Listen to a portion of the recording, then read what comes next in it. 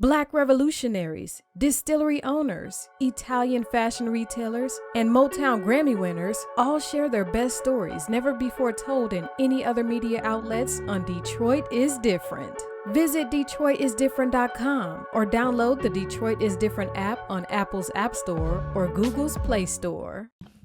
All right, we are back in full effect in the Detroit is Different podcast studios, and it's just a day full of energy, full of ideas, full of new business. And really for a lot of people think business is money, which that's part of it. It's almost like stats in sports, but it's creativity. And when I think about creativity in business, our Detroit is Different's own home, one of the most creative, most fulfilled, most beautiful and thought, brilliant mind, all types of stuff. All those things. I can't think of more adjectives. And she was like, I ain't been on Detroit is Different in forever. And I was like, damn, you ain't been on Detroit is Different Yes, in forever. I have not. So you hear the voice, now you see the face. Jennyfer Crawford, how you doing? Thank you. I'm doing great. I'm a little tired, but I am excited to be here at Detroit is Different with you, Kari. You are doing so many great and amazing things. And I always like to sit down and talk to you. You've always been so supportive of Ask Jennyfer, all things Detroit, all of the things that I have going on. It's been one hell of a weekend. I can imagine because all things Detroit, if people don't know, you can reference first off her podcast on the network, which will be relaunching very soon. So stay tuned for that. You can reference that. You can also reference our other interviews, or if you're in the Detroit area, you turn on any television, you're probably going to see something and you're going to be like, man, I go to Eastern Market anyway. No, this ain't your usual Eastern Market experience. It is not. Even though, you like the spinach, you like your tomatoes, it is a marketplace full of makers of all types of things that has grown and blossomed, and it's busting out the seams to the point where, like, if you have something to sell and you calling Jennyfer right now, like, hey, I want to get a booth, you know what I'm saying? I got an 8-foot table. Guess what? If you don't sign up, probably within 3 days of it going live, you will be waiting till next time All Things Detroit comes together. That is true. We are excited to be back at the Eastern Market. You know what? Next week, April 10th, now it is actually All Things Detroit Day. That is the difference. That is the difference. It is All Things Detroit Day. And one thing they asked me on the news today, they asked me, what is the push for this event, right? What is it that you want people to know about this event that you're excited about? And I said, when you come to this event, you are supporting people who are feeding their families. You are supporting people who not only have a passion for doing what they love, but the money that they make at this event is how they're feeding their families, because this is their job. This is their career. And so I reiterate that every time I'm pushing this event. But it's, we got 313 Day, but nothing is like All Things Detroit Day. I feel like it's just about supporting small business, supporting people and community, right? You are all about community, Kari, right? We talk about community all the time, but we've built a community over these past 8 years of hosting this event. I look back and I've met all these great people, and I'm like, we are a full community. We are, getting together, telling each other about more events, and just want everybody to do good. And where sometimes you don't really get that. Everybody's too busy hating on everybody and worried about who Will Smith slapping and everything else. But this right here, to me, is so much more important. It's about community, making money, building families. And after COVID, really, to be back after COVID, I just really, really feel blessed. Even in my tired time, I just feel like I'm here, right? I'm here. I'm going to take advantage of this every opportunity to promote this event and to promote these people with these amazing stories and all these great products. You know what I mean? It's my passion. My passion is people. I love it. I get chills when I think about it. Well, it is colorful. It's eclectic. It's an extension of Jennyfer, and it definitely has been tried to be replicated. It's definitely something that people look to like, how'd you do that? How do you get these people signed up? And in reality, I'll be wondering, how did she get these people signed up? But it works because it's something my father recently told me. He was like, yo, when you start connecting your passion to your purpose, and then everything starts flowing better. Not saying that you're not going to face some storms, Listen. but it moves swimmingly. And things that you can get that Kari Frazier likes is some of the best hot sauce made here in Michigan. Yes. You can get rock and rye jelly, which I thought was very creative. You get Sandy's Land of Call. Oh, Sandy is so amazing. Sandra Epps, her passion for what she does. She's not like people say, oh, she's a face painter. She's an artist, but her energy and her spirit of who she is that I just feel like.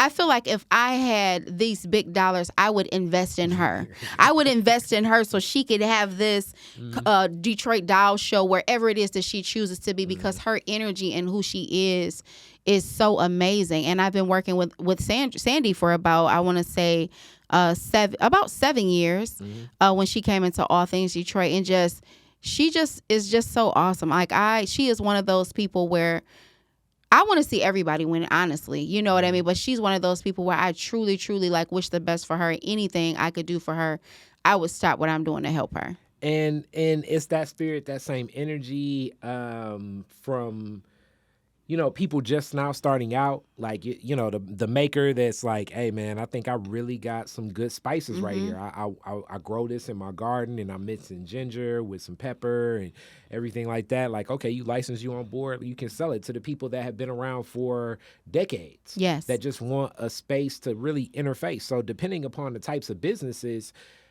All Things Detroit is a way to introduce yourself to new buyers, and then also for other businesses, it's a way to just like get in the water and start swimming. Yeah, and then just being in front of all these different customers, all these different people, not just buyers, but there's someone who's going to come and find that great product. And nothing is face to face anymore, right? Here we have COVID. We come from a place right now where everything was online even before COVID. There's Facebook. If you're dating somebody, it's online dating. It's nothing that's in person. But that customer connection is so important. But how do you connect with your customer when you can't even really talk to them in person? You have to wear a mask. So coming from 2 years or 2.5 years almost of not being able to connect with that customer, and you're back in their face and you can talk to them for that couple of minutes to sell that product. And I always say this, you can have a product and people can be so unsure. But if you talk to me and I tell you, you know what?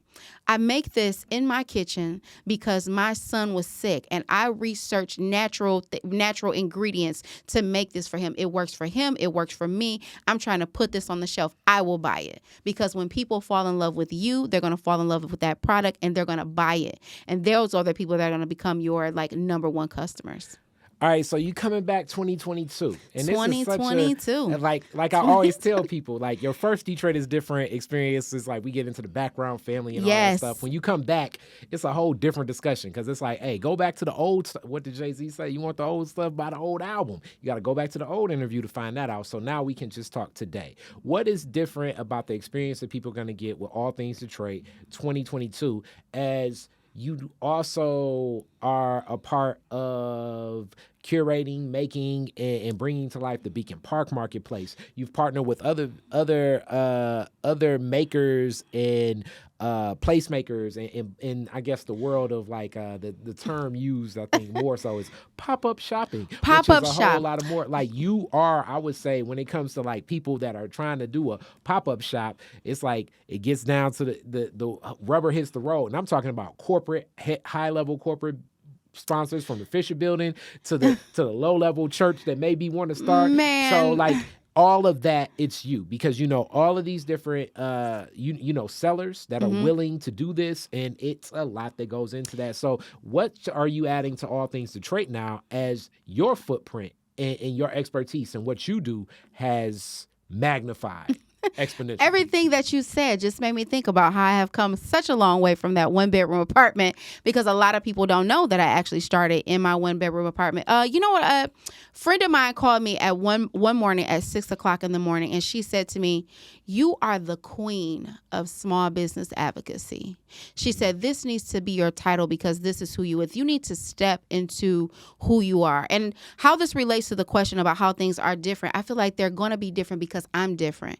I have, in these years, with COVID and pivoting and doing all these things, I've always stepped outside the box, but I had to step outside the box even more to create something different, to create a more of an experience, but also to show people like how I've grown, like as a person, being more comfortable with myself to bring a great experience and grow, stepping outside of the comfort zone of only working with a certain demographic of people or limiting myself to this or thinking that other people won't understand the vision and thinking just like, who gives a damn? This is me, the queen of small business advocacy. And what's different about this is not only me stepping into myself, being more comfortable in I would say, creating these different experiences, but just having it back in just partnerships and growing and evolving.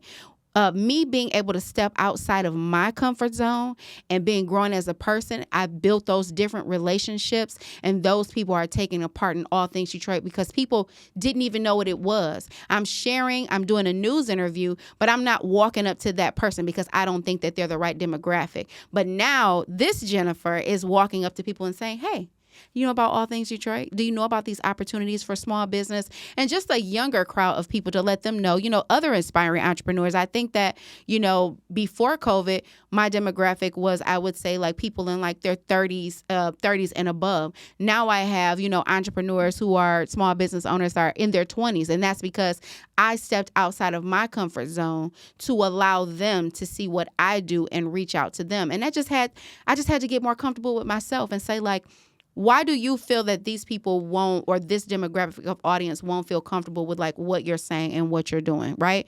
No, they need to learn, and I can show them something too. And so what's different is me. The experience is different is because these businesses that are here, we are the strong that survive. We were able to pivot through that pandemic, still be in business, and we're showing up to this event to meet that new customer who's comfortable being out. So there's Jenny with Startup. We have Startup TV show. They're actually going to be there, and they are actually going to be pitching, letting businesses pitch their business for a chance to be on national TV. We've never had that. I've been producing this event for 8 years, and now I have my first official sponsor, which is Chase. And, that's something that's different because before, everything that I made, everything that I did, I put everything back into this. When I make money, there's no rich daddy that's coming down or no rich cousin or anybody that's paying for this. Everything I make, I was putting right back into this. But my only prayer is like, I wish someone could see the passion and see what I put into it and believe in it, what I'm doing. And I feel that Chase has done that for me when they said, we want to do work in the community, and you are doing that work in the community. So it's so many things that are different. And I'm just happy to be back in my element and in my space. And I feel good. And I feel good being this Jennyfer versus being the Jennyfer that I was before COVID. That's deep. That's deep. So what's happening? You mentioned the TV. It's too hard to go through all of the vendors because it's so many. It's so many. It's 200. We have 200. Yeah, so it's like that'll take up the whole interview. You'll be listening.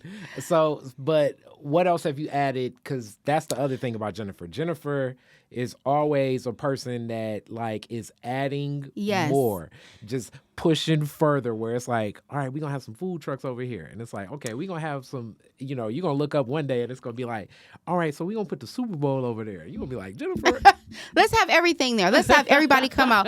My goal is to have people flying out. You see something you see on the snooze or whatever, we want to be nationally known, where we have people flying out one day for All Things Detroit Day. That's All Things Detroit Day is that weekend. One day we're gonna make it a full weekend. Yes. We're just gonna take over you made and it just a have holiday. it everywhere. We made it a holiday. And I didn't even know you could make holidays, but Jennyfer will Listen, I didn't know you could make it a holiday either. And I don't want to cry, but in 2019, in November, the day after All Things Detroit, I lost my father, who was like my biggest fan. When I'm on the news, he's listening. When we in the mix, he's listening.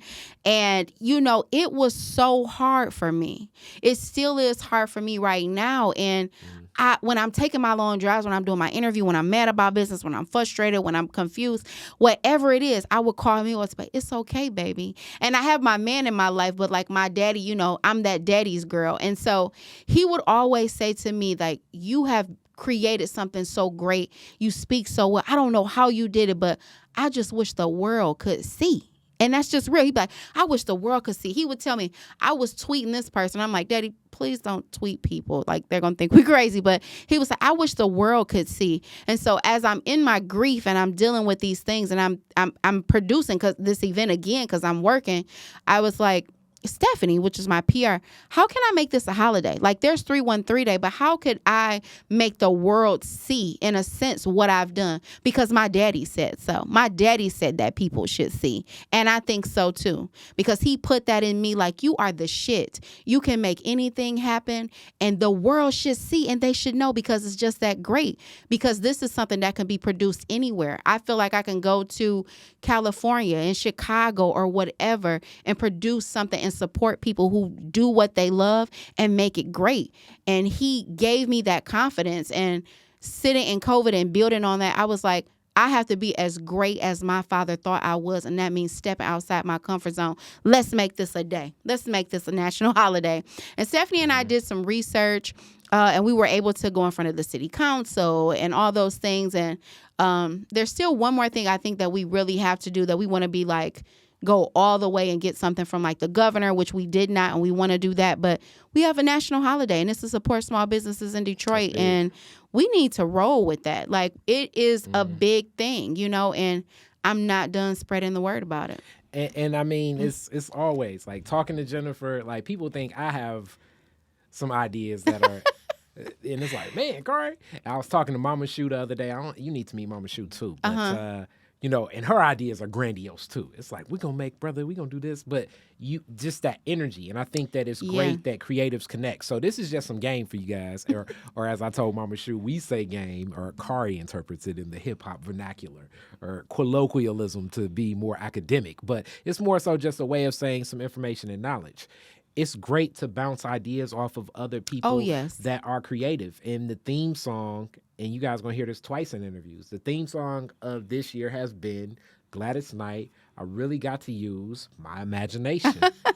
You know what I'm saying? Yeah. To find a good reason to keep on keeping on. You know what I'm saying? And it's just like that rhythm when I was a kid, like I told her, it's like it didn't really fit. But now that song makes so much more sense of like boom, boom, boom, boom. It's like that's like in the back of my mind of just like how we find these pivots, find the nooks and crannies, and figure out ways as things happen, because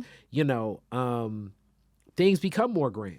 With Chase sponsorship now, the people that were your best volunteers are like, oh, the bag done came in, so right. They're like, but you know what? Listen, Chase is giving us sponsorship could be like a minimalist thing. Yeah. You know what I'm saying? But the thing is, people always count in your pockets. That's one thing. They think, oh my God, it's 10,000 people here, or I think it is, or it's whatever. People are counting those pockets. That's just what it is. I feel like sometimes people don't realize how much work and how much money, how much everything you got to put into this before you get anything out of it. And let me tell you what Mama Shu was just saying. And you the same way. If you give $1 million to Jennyfer Crawford, she's going to come with a $10 million idea. You got get that another right. 9. And I know everybody sitting here that limits themselves to their creativity, because we've been there before, especially like if you're working a job and you're going in and they're like, that sounds crazy. If I get $1 million, I'd just be cool with that. That's not how we work. It's like we're never going to work at the capacity of what we see in our face. No, we're not. We're not. No, that's not how we work. And then I used to think, honestly, I just need $10,000. I'm good. I just need 20 and I'm good. That ain't shit right now. You know what I mean? It takes a lot to sustain a business. But I told someone the other day, I said, it takes consistency. Yes. Consistency, because I can give you $1 million right now. But if you go and take a month off and a break, or however long you want to take, you're not being consistent and working it is with what you need to do. So the grind is real. You can get those dollars, you can get whatever you need, but you got to be consistent. And I feel that's why I have been able to be successful, because I've been consistent. And that's the thing for me. It takes sacrifice. People turning up and this. I tell them all the time, I'm preparing for the long-term turn up, because when you still working, I'm chilling and everything is aligned at that point. But I would not change what I do for anything. Go ahead. I'm sorry. I love it because, because we all were there. We all were thinking like, man, if I could get that 5. If I could get that really, 5. Sometimes it was like, if I could get $100. If I could just get to do this. let me just get the coin. And you know what? Even the other day, I was sitting in my shop and I was thinking, I was like, I just wish Jay-Z or somebody would just walk in and say, hey, black woman, what is your story? Let me give them my spiel. Boom, boom, boom. It doesn't happen like that. But things align where so many of these opportunities start presenting themselves, like you say, when you do the work consistently. Because for Chase Bank, and Lord knows I'm speaking for Jennifer, so she's not saying this. I'm speaking for Jennifer because even with the neighborhood hub grant, like it's the agency, and I'm speaking also from the marketing lens. Yes, these organizations really want to make true connections because they're being sold a lot of game. Yes. And not game as in it's good game. Game as in it's bullshit from a lot of people, and they don't have the real sincere connections with people. So they need to work with the people doing the work. So for Chase, as much as it's mutually beneficial. Because Chase needs to get in the nooks and crannies. As a person that has banked with Chase for a long time, because I like some of their online options, and it's so frustrating because it's like, man, I hate that the ATMs close at 6:00 because I live in the hood. It's not like if I get robbed, they're gonna give me some money. You know what I'm saying? Just let me get robbed and stuff where like when I put a check past $2,000 in, they do goofy stuff like it's gonna take an extra 5 or 6 days. Now that Chase is connecting with Jennifer, and then Chase says, we're wondering why we can't connect with the community. And like Jennifer will be like, hey, let me call my boy right now. He's been banking with y'all for years. Speakerphone. Let's get in the community. Let's do the work. So it's like, how do you really interact? These organizations really need to talk to people. And they don't need to talk to people because you're thinking like, oh, they got a new initiative. Because Detroit is one of the cities Chase has chosen to do the Detroit initiative. Of course. And Boston and some of these other cities. But it's like, it gets to a certain point where they really need to do the work. And to do the real work and connect with people, you got to connect and have some uncomfortable conversations, but you still need a gateway to it. So partnering with you is partnering with your people, because now I'm not looking at that sponsorship specifically as what I have an idea of who Jamie Dimon and the story of what JP Morgan Chase is. No, over I years. get it. I'm looking at it like, that's interesting. They partner with something that I've been a part of for forever. People that a woman that has gave gateway for my sons, my daughters, to actually sell and make maker spaces. Let's sit and let's listen. And then also maybe they'll even come up with new ways for us as small businesses to interact and engage, instead of just this person that just made something up to think that, oh, they got the bag. Let me just tell them what they want to hear to get. Exactly. But also think about this too. I am not a nonprofit. Who is sponsoring a lot of events really that are not a nonprofit? A lot of times they want to sponsor nonprofits, more so for-profit business. And that's a big thing too. And so they've been, given a lot of resources that I didn't really know that they have for some of these small businesses too. And it's making sense. But like you said, I work with all these people in the community, all these local business owners. So that's the connection, and that's how it works. And I'm going to use that relationship and build it. They've been so great, and I want to use that and build it to grow this thing, to help even more small businesses. And, honestly, in November, this event, when we did the holiday edition, it wouldn't have been possible without Chase, because I'm coming from 2020 where, I'm still honoring every single fee from 2020. If anyone paid a fee for me in 2020, it's been honored. I am a person of my word. I am a person of my word. That's powerful. And then being a person of your word, I was explaining this to somebody, and it's like weird. I feel like now you interviewing me sort of too, because when you work in this space of, especially here in Detroit, being black, and connecting in community. And then we definitely have partners and allies that aren't black too. But being connected to the community puts another amount of onus on the delivery system of it. I can't just go to people. I was talking to one of my homies, and he was like, look, if the contract says pay a person and they don't deliver the work, then you don't supposed to pay them. It's like, I don't have that luxury, because it's a different amount of onus on how I deliver this stuff. Because I know, as you said, like, people can get caught up with chaos. Like, all it takes is a couple people to have a bad word, and we know how fast a bad word can spread. So fast. So I have to go the extra yard to make sure that when I, talk to this musician and I say, look, I'm gonna book you on these 3 days, and then the event don't happen or whatever, I can't be like, hey, I need that deposit back. I gotta be like, keep that deposit and I'm gonna get you again. And now when I book that musician again, I can't go to him and say, hey, remember I gave you half already? Yeah, you can't do that. In 2020 was so hard for me. I'm like I say, losing my father, then not being able to produce something that I was doing at that time for 6 years for a certain amount of time consistently, and to spend tons of money on something and put into an event and put in something that did not happen. How do you tell people that, oh no, it's nothing that I can do? My business is based on me supporting small businesses and helping them. It can't be like, I'm sorry, you're out. Yep. So what I did was pivoted through this pandemic, and that's how I paid for it. Would I be further along if I didn't have to do that? No, but it's important to me to be that. I did have some people, who said like, no, we want our money. We want this, listen, I haven't had any vacations, anything. Okay. I have been working hard and diligently. I made sure I am a woman of my word. I honored every fee. Do you hear me? I said, if someone didn't remember that they paid the fee, I reminded them. This is how you paid the fee. They say, oh my God, how do you remember? I'm in business. I got the records. I honored every fee. And this is my very last event of having to honor those fees.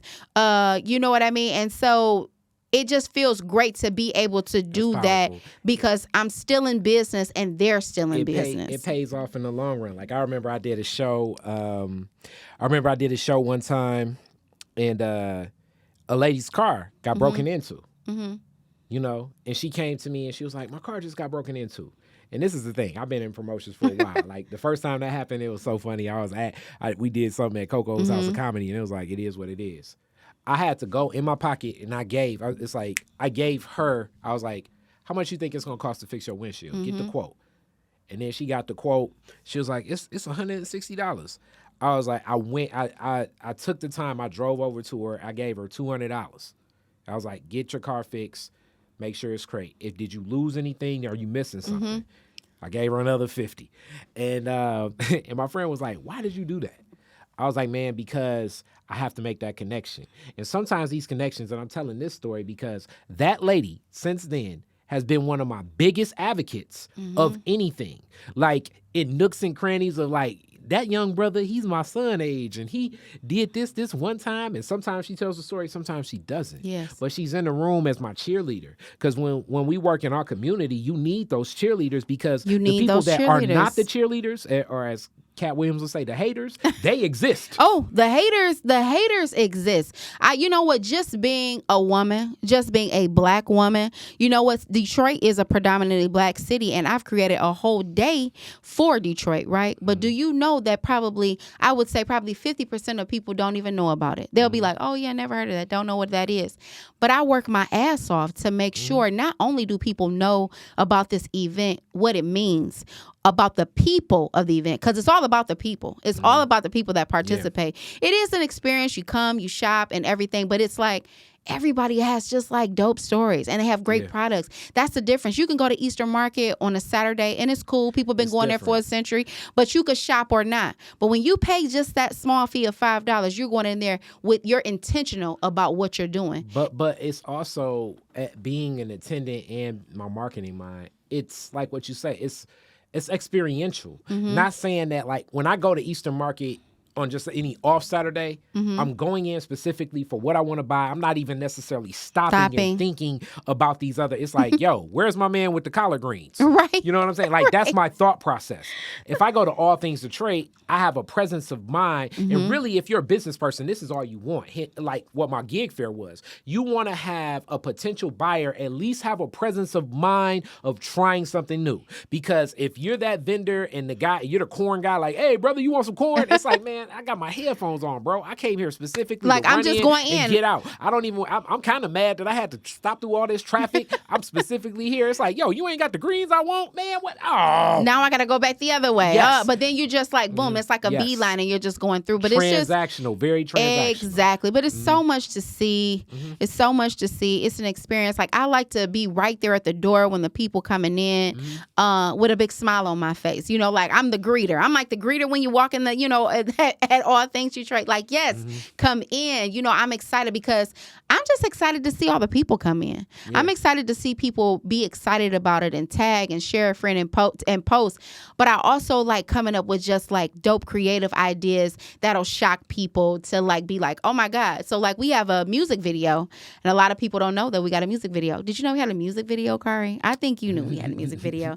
And this great artist, a friend of mine, Jason, his brother, created a song about All Things Detroit. But what it says is, you know, you're shopping local, shop small, you're investing in a community and how it's important and so on and so forth. And so we created this video in 2019, but this year for 2022, we're doing a little remix. We're mixing it up. She's getting Jennyfer is stepping outside of her comfort zone. You know what I'm saying? Rapping and flowing a little bit. Man. And I feel like I'm really excited about that. You really getting your puffy on. Yes, I'm excited about I'm people. See you in an all white suit next. Probably so. I'm saying, listen, I have been working on my personal brand. I'm working on being I'm working on self-confidence, self-love, still working on that self-care, because that's the other part of it. But self-confidence, self-love, you can always improve, but you also have to be comfortable being in the skin that you're in. And it's something that I talk about sometimes, that I've always been vocal about. You know what I mean? I'm not always comfortable all the time. I haven't been, you know, like just because of size or however. But, you know, I had to think about like, I love me, right? And I had to work on my inner self and loving myself more and working on that confidence to build my business and take it to the level that I want it to be. Mm-hmm. Because if I keep myself here thinking, oh, I don't want this, or I don't want to do this part, or I'm not going to grow. No. And so I will always think to myself, am I not growing because why is this not this, or why is this not that? I had to grow as a person. And when I was able to sit still during COVID, even though I was pivoting and freaking out and trying to get through everything, I learned to be more comfortable with myself. And I thank God that, you know, I have a partner, you know, fiance that is. There we go. That's an announcement that I didn't know. I wish I had the bell from Josh out to hit the bell. There we go. Congratulations. Thank you. And I'm glad that I have someone who supports me. Mm-hmm. All my crazy ideas, because us, as you know, as creators, I have a crazy idea every night.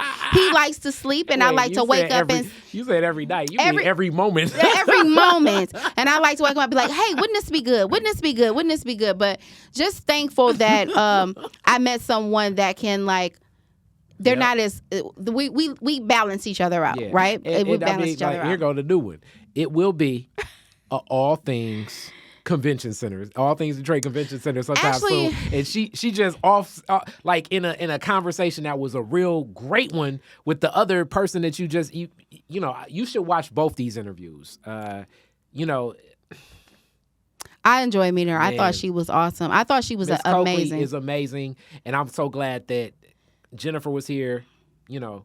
She's amazing. Kira it so connects, but it was like, yeah, we're going to get an All Things Detroit convention center. It won't be All Things Detroit because, you know, that won't be the name, but I see a convention center in my future. I'm manifesting it. I'm claiming it. I will do it. My daddy's going to make sure it happens, and also I am too.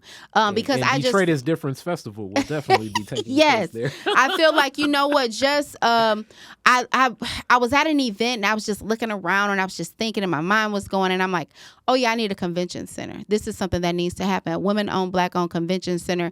But also on that, like, you know, I just look at all of the things that small businesses tell me that they're missing. They want to be in that convention game, but they need help with like the paperwork or, you know, it's just all these different rules. But let's have something where we create our own fucking rules, because who's to say that we got to have concession food? Like I'm going to research this whole thing and I'm going to figure it out, because I feel like in business, we can make our own rules to make it go for what it is that we need it to be.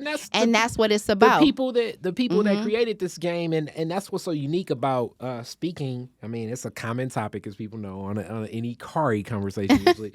The thing that makes systemic white supremacy such a strong thing to get around, because these systems weren't created and designed. So one of my key arguments, and it's definitely ruffled feathers in most of my Walsh business classes, was America is designed specifically for white men that own businesses and property.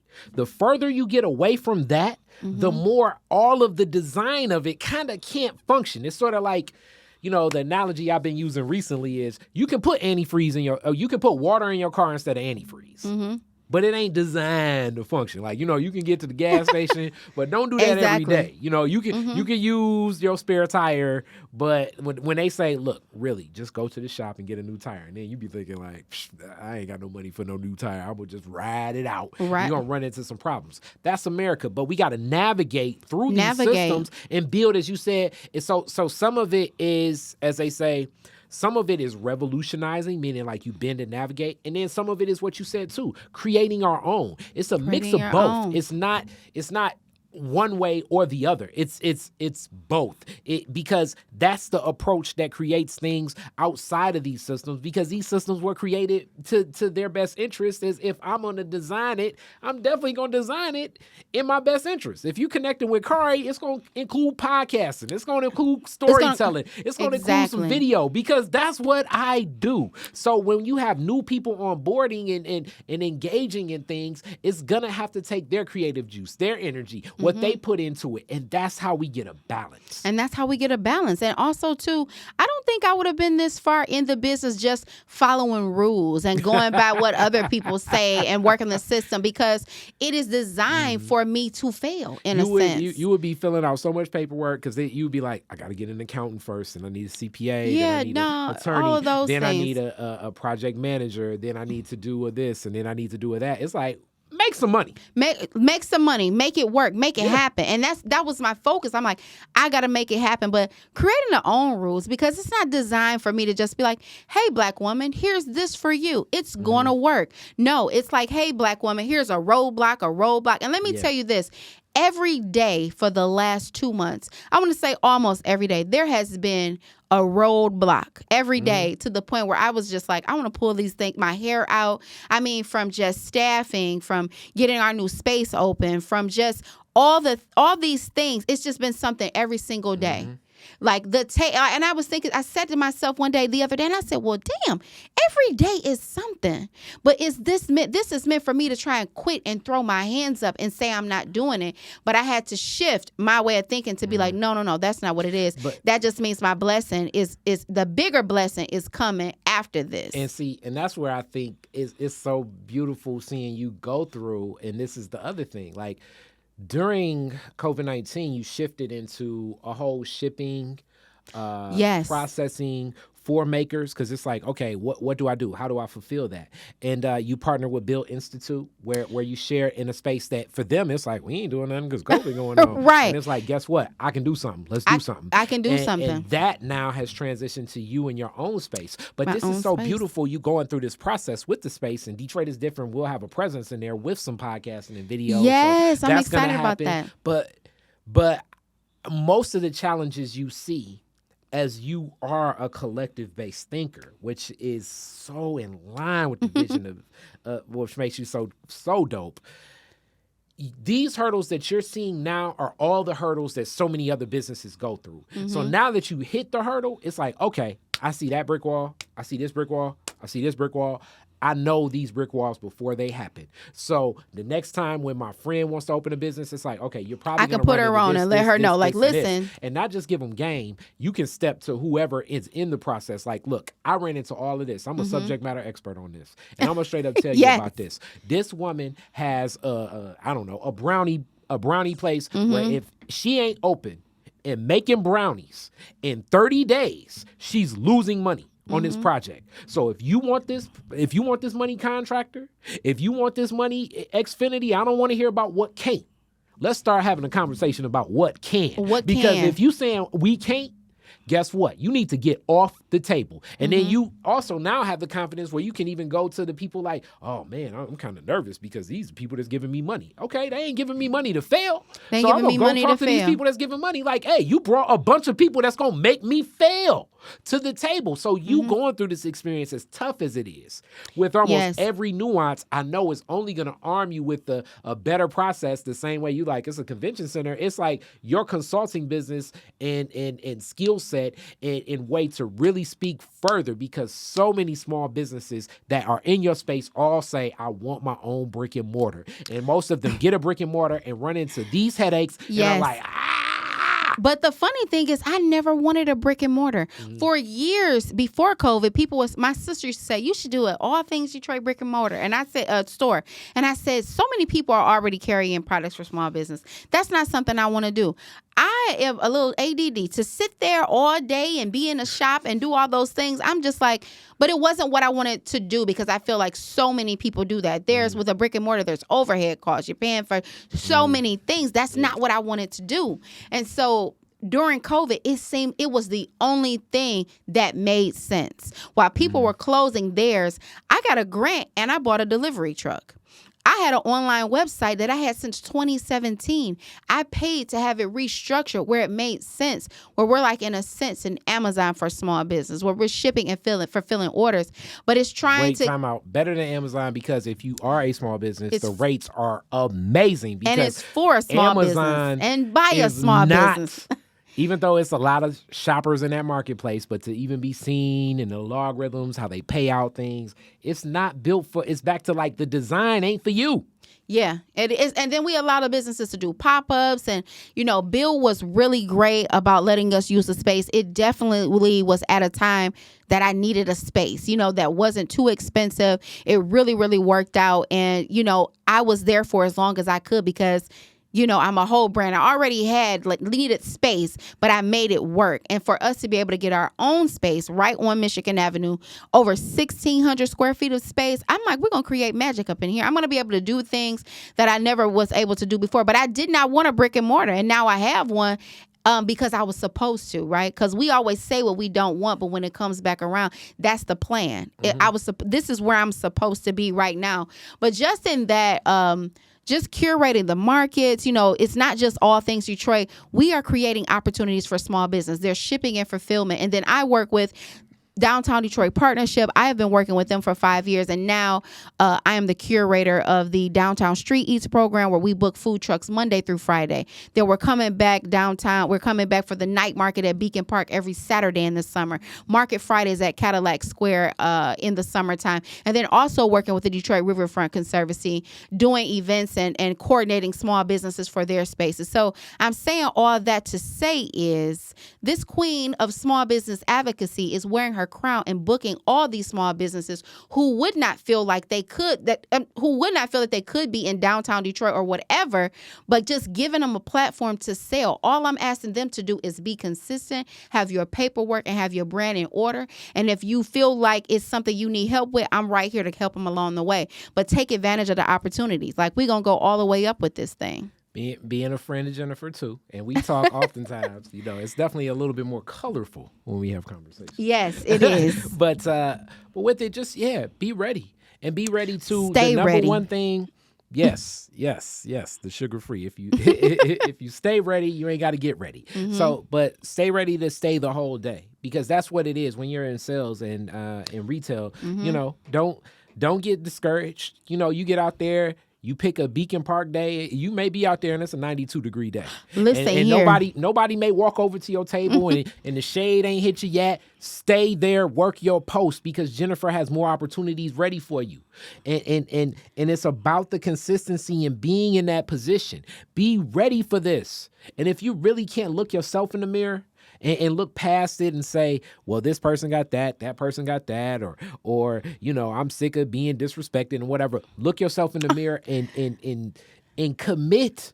Put your feet in there and then get in there. Do it. Get in there and do it. And the thing is, I say this to businesses too, when they say, oh, it wasn't a lot of people. What did you do to promote yourself being at this event? What did you do to promote yourself being in that space? Yes, the organizers are going to promote it. They're going to tell people you're there. They're going to do their part, but do your part, because ultimately you are there to make money. This is for you. This is your business. I give businesses everything they need, whether it's a flyer. We're working on the Ask Jennyfer mobile app that's actually coming out. Always working, see, all the time. But just all these things to get people's brand out there. But you got to ask yourself, what are you doing for you, for your brand, and for your business? Yeah, and that's the important part. If people, it could be, you know, the time Jeff Mills was down there, I bumped into it. I think it was so many people down there. It's like, I was like, there go Jennifer. Yeah. You know, but if all those people are there, just because it's a bunch more people don't even mean these people are going to connect with what you got. You got to stir the pot. They're giving you an opportunity, as I tell most people, we're giving, even when what I tell podcasters, it's like, I'm giving you an opportunity to have another call to action to talk to who your audience is. I'm not giving you, Detroit is Different is not a network, a podcast network where basically I'm about to pour all my energy into your podcast when you come here. It's like, that's just not what it's set up for. You're given this platform, this opportunity basically to have a call to action to talk to your audience. So if you haven't thought through, it's not my obligation to get whatever you do, because I don't even necessarily know who you talking to. Right. You know? Right. You are exactly right. You're right. You know, right. So it's like, just because you're a candle maker and it's a candle maker next to you, that still don't necessarily mean it's like, oh man, there's too many candle makers. No, you need to talk to what makes yours specific. You know what? I have a vendor, Sense Science. It's husband and wife. Her husband's a photographer.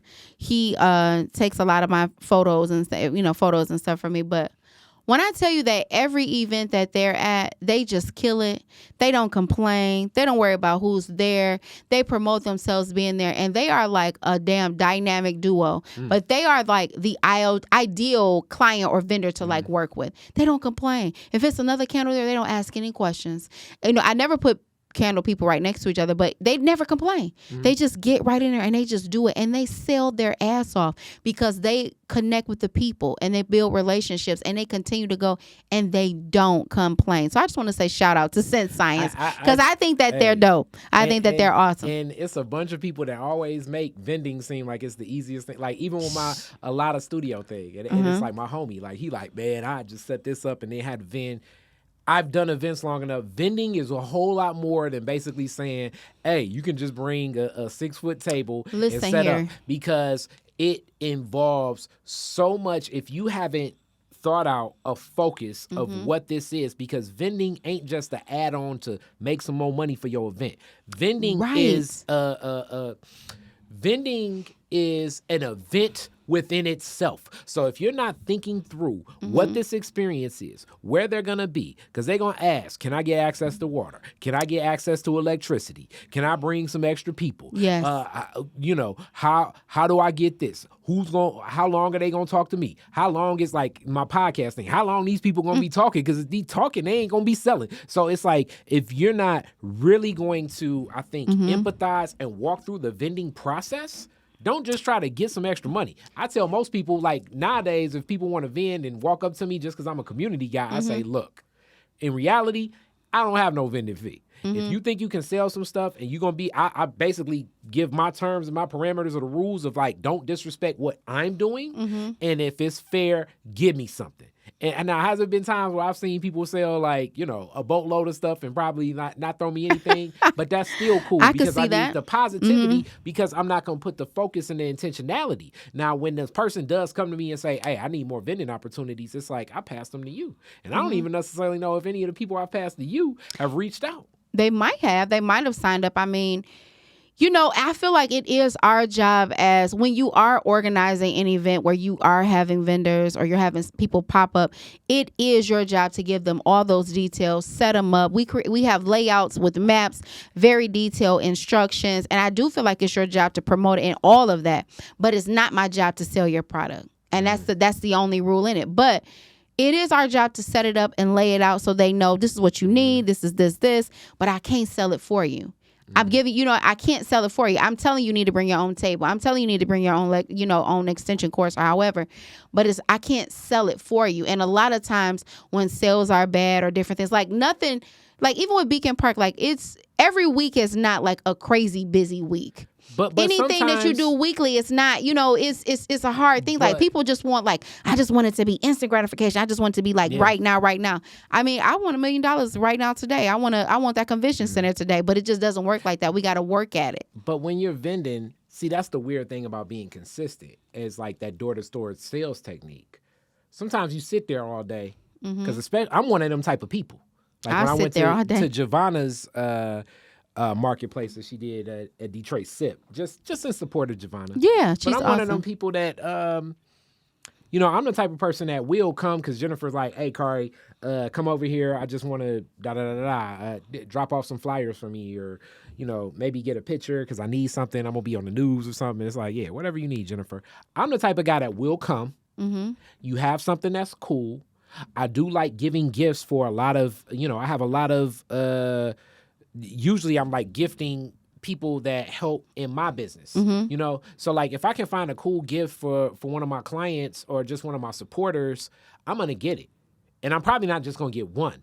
I may just come in and I've done that at the pop-up shop. I may just come in and be like, look, I'm about to buy $300 worth of something. So you may sit there and think nobody's coming, and then Kari pop in on you and buy $300 worth of whatever you got going on. But if you didn't stay that whole time, if you weren't already there present and on time, you're going to think I ain't make nothing today. And then they walking up like, Jennifer, who that guy that just came to me?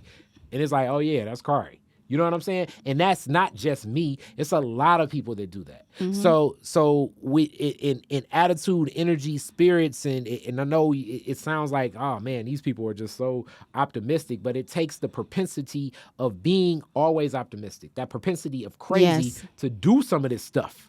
Yes, it takes that. But it's the energy that you put into it.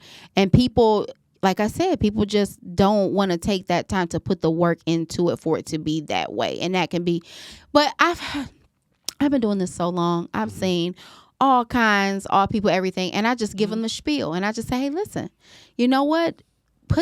Change your way of thinking. You got to put that energy into it. You got to be consistent. If you sell out, people are not allowed to leave All Things Detroit if they sell out. If you sell out and that event is still going on, you are required to still stand at your booth and pass out information, because we're not having just empty tables. They're like, oh, I sold out. But that means every customer that went past your table, they're just looking at an empty table. They don't know anything about you or your business, but you don't know if you're in a store, if they want to place a custom order, you could sell out, and this person may want to purchase something from you online, or go to your website. Yeah. So when people be like, well, if I sell out, I can't leave. No, you can't leave. You should want to stand there and talk to these people. It's important. It is important. Listen, I break down all the everything in this very, very, very long instructions that I send for these events. And people are like, and I always put in the subject, please read. Please read it. Please read. They don't read. They'd be like, Jennifer, it's so long. It's just not, like not even thinking about you. And that's also where we just say, when you come on to Detroit, it's different. It's like, damn, Kari, how many emails you gonna send me? It's like a lot, man. A lot. So because the first thing, but people still ask the same questions. Even when you send that email, I'm so used to it right now. I'm so used to those things happening. And that's why I started putting the big please read all, or please read, like, so that you can't say you didn't see it because it's in there. And then sometimes it's like that first line. They be like, oh, I'm sorry, I didn't see that. But it's all part of the game. It's all part of like just working in this process, working with people, right? Because honestly, I feel like it's a couple of times that I looked at something that I didn't even read. I can say that I'm guilty. I'm guilty of doing certain stuff, not all the time, but sometimes I'm guilty of doing those things myself. But it happens. But that's the thing about doing this work. It's working with people, hence why it's so hard. Hence why the partnerships exist. Because getting in the guts and working with people is gonna be something. Especially when we think post-COVID, people have a lot of stories to share. It's like probably just, when you see that vendor that you ain't seen in a couple years and they sit and they're going to tell you their story about like, I didn't think I was going to be in business. No. You have a part of that in your heart and you can't just walk away from them. You know what I'm saying? No, I didn't think I was going to be in business. Here I am, a person who 60 to 70% of my income is large-scale events where people are in person. People are looking at each other. We're talking to each other. None of that happened for almost 2 years. How does someone survive their sole income on in-person events?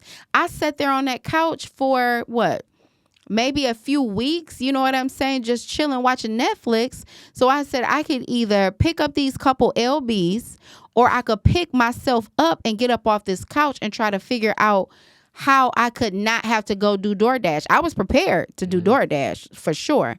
But at the same time, I'm like, I still want to work in my purpose. I still want to work in my passion. But also, I also realize is that I would not be in business as far as like really when I think about All Things Detroit. These people pay money to be a part of something because they are confident in my ability to bring people to this space, to patronize them, to tell their stories. And that's a huge thing. And a lot of people who do events don't think about it like that. They think about it as, oh, they're paying me for a table. That's it. Who cares? But for me, my business is these people that I work with, these business owners. And they're saying, Jennyfer, I'm giving you this money because I see that, you know what, I'm going to be in front of these people. People are going to know about my story. People are going to say they saw my candles. People are going to say that they saw something about me or learned something about me. So they're investing their money in me to make it happen. So my duty and my job is to make it happen, but it's also my passion and I love to do it. So to me, it's kind of easy, I would say, in a sense, some days more than others. But I just work with some great people. I'm just feeling good. I've been feeling good all day. I've been up all day. We were on Fox 2 yesterday. They had a little sound issue, so we had to go back this morning.